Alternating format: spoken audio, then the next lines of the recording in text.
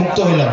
আর যেগুলা খারাপ মানুষকে নিয়ে নির্বাচনে জিতবে, এগুলা নির্বাচনে একবার নিজেরা বেচবে, নির্বাচনের জন্য বেচতেছে না প্রার্থীরা, একবার বেচতেছে যে আমার নির্বাচনটা করে দাও।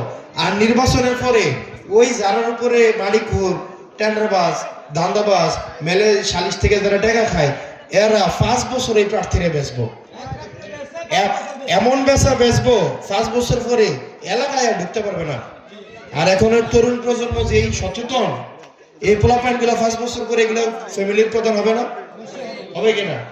এরপরের বার যখন এলাকায় আইবো, এলাকায় ঢুকতে দিবে না, দিবে?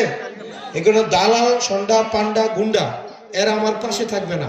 কিন্তু আমি বলবো আপনারা আমাদেরকে ভোট দিয়েন, আপনারা আমাদেরকে ভোট দিয়েন।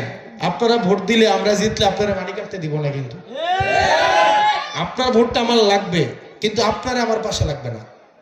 ভোট দেওয়ার সময় আপনি আমারে দিয়েন, কিন্তু ভোটটা পাইয়ে প্রথমেই আমি আপনাকে সাইজ করবো, বুঝছেন? মানে ভোটটা পাওয়ার পরে প্রথমে আমি আপনাকে সাইজ করবো। তাহলে ভোট আমারে দিবেন, কিন্তু আমার সাথে থাকবেন না, আপনাকে আমার সাথে দরকার নেই।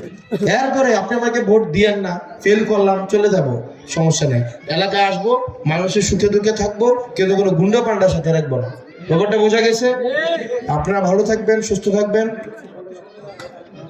আর এই পরবর্তী সময়ে এই ডেস্ক সেট, এইসব চেয়ার, এইসব ফুল দিয়ে মালা দিয়ে বরণ করা বড় বড় চেয়ার, এই নাস্তা পানি, এগুলা যেন না থাকে। মানুষকে কোনো কষ্ট দেওয়া যাবে না, বুঝছেন? পরবর্তী প্রোগ্রাম ইতিবাচক, যে 10টা হাফেজকে আপনি ইয়া করেন, একটা গিফট দেন, 10টা শিক্ষার্থীকে আপনি কিছু একটা দেন, আপনি হচ্ছে ইতিমকে কিছু একটা দেন, 20টা গাছ লাগান, বুঝছেন? এটা রাস্তা ঠিক করে দেন, ভালো কাজ করেন।